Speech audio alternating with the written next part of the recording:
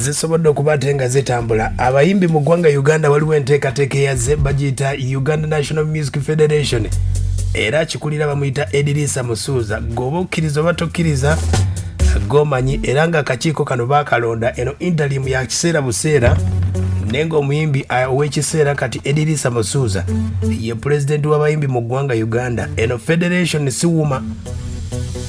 wadde ng'okuvuganya kwaliwo kungi nnyo. Abayimbi baali bakuba nnyo gye bayita Wuma Association eyo era olw'ensonga nti abamu baali tebakkiriziganya na Wuma ndowooza ne basobola okuba ate nga bagamba tukoze tutya okufuna akasente mu gavumenti. Awo nno Federation kwe kuba ate nga yazze Federation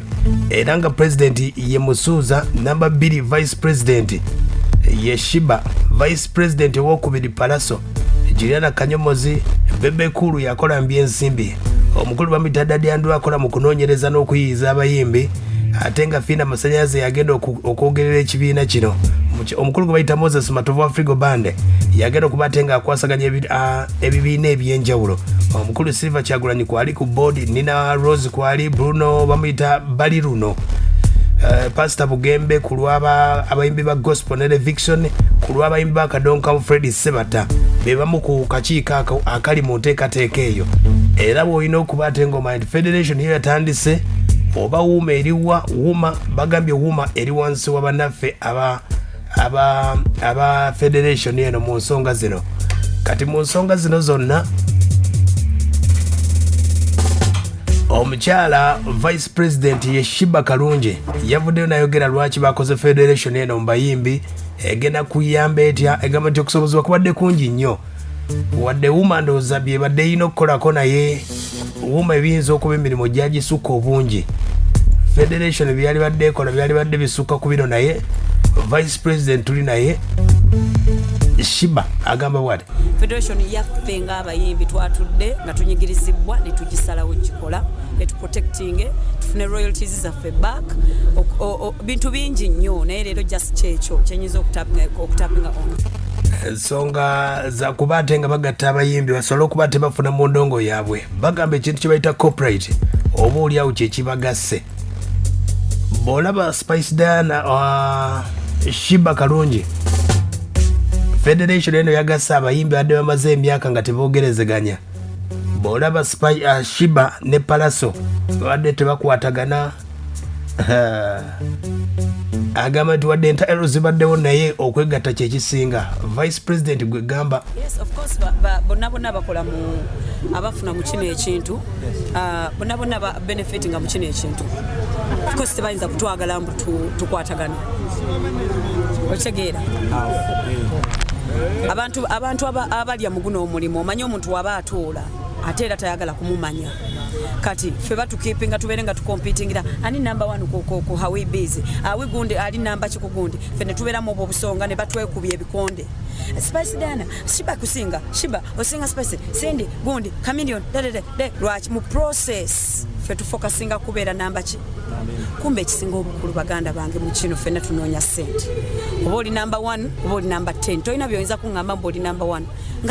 ng'ate number 20 akusinza ki. Number 20 atalina mu sekita yo akola promoter ate yakutegeka akusinza ki. Kwegamba tujja kwenenya naffe tubadde mu disorganized ng'abayimbi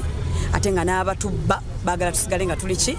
disorganized bo basobola okugenda maaso nga bakola ki. Omanyi bagamba ow'empaka oba ow'obusungu ayonoona bibye. Kati ffe tubadde tukosa mpaka na luki kitegedde kati twagala ye vice president w'abayimbi mu kibiina ekyo kyotegeddeko kye bayita Uganda National Music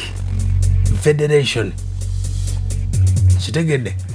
omukyala Sheebah avaayo kubategeeza nti bingi nnyo ebibadde bibayitako, emisolo bawa mingi nnyo naye nga abayimbi badde tebayambibwa oba oli awo ebyaleba Wuma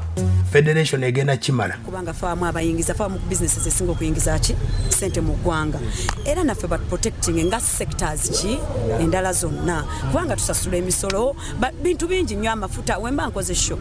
aw'amafuta atunda owa chapati atunda owa mazzi atunda owa soda atunda owa bia atunda tusoka funa KCC ekola abantu bangi nnyo naye abo bonna abantu bakwata emisolo ate era nabo basasula emisolo ani kitegeeza faamu ku bantu abasinga okuyingiza emisolo mu Uganda lwaki ate ffe abasinga obwavu. Kitegedde Federation kyezze okola ku nsonga za Wuma president vice president azogerako bwati obukulembeze muki tewabaddewo obukulembeze nedda association sebo zibeera under federations nze sibaddeeko mu association because association temalira kizibu federation yemaliki kati twazze era ne umamu eri mu association ezirimu under the federation kino si kya association era nakati okiraba tuvuddeko era mwagala twekube ekyo si kye tuliko leero twakwataganye as one ng'entalo zaffe zonna n'obukuukulu bwaffe bwonna tubuzizaaki ebbali tulwanirire ki bizinesi yaffe kubanga bamu ku ffe tuli bwana bwambaata kano ka bizinesi ke katukola ki ke katubeezawo. Ye Sheebah agamba nti ku kakiiko kano ke bakoze ka interim akagenda okubaako ekiseera abakoze okunoonyereza oba okulonda lwaki balonze Kenzo ate Bebeku ne bamuteeka mu finance ensonga azogerako bwati ate abayimbi banasi be batudde ne balonda nedda twabadde mu hall ffenna ennaku eziwerako nga twogera ku bizibu byaffe ne tumanya abayinza otukiikirira ne tumanya ebintu bino saagala tubiyingizeemu negativity ne King SAHA yakubye emmeeza bireke era mu maka abooluganda bakubaŋŋana era ne bamala ne balira ku sowaani y'emu tebakyusa taata na maama so ebyo si bikulu we muba munaatera okukwatagana of course okukwatagana mubeeramu okusooka okudisagreewinga paka we mwagreewinga so byonna byogenda okumbuuza tebyetaagisa ekikulu kati kyenjagala ensi yonna emanye twakwataganye ng'abayimbi wakinnoomu bwekite voice liri ki federation yaffe Uganda National Musicians Federation Limited yes federation yaffe ekola ki mwe tugenda ogenda naffe nga bwe munaagamba nti bwe banziba ku kyalo ngenda kwerusi ffe tetubadde nakyo oba kyeyamaani ffe tetubadde nakyo kati ffe yonna ffe gye tugenda okulaga aya basi neuma we yali etandika yayogeranga ensonga bwe zityo naye katulabe we zinaakoma ayogeddeko ku lutalo lwabadde nalwo ne Spice Diana ne Palaso ebyo byonna babyerabidde ensonga za kolera ndongo owulidde kati mbadde nsaba ebyo byonna tebiri mu makulu federation si ekibalese wano sebo tugatta tugezaako kugatera mwe mukyagezaako kola ki temugenda kusobola ku luno mumanyi lwaki twategedde nti mwate kye mwagala ffe tusigale nga mweyongerayo ffe nga tulye ntwekuba tuleme kufokasinga ku bitugasa kweyongerayo mu maaso ekisinga obukulu tufokasinge eno federation si yakika maama otegedde nnyabo tetwagenze kumanyagana eno federation is a business institute twatudde ng'abayimbi so ebyo byonna ebyokwekuba olaba naffe twatudde kitegeeza tebikyagasa kitegedde bwe zigenda okutambula abayimbi abatazze mu federation ekiseera kikyaliwo era n'ebitundu gye muli bagenda kubanga abateekawo emyaganya muyingire muyimbi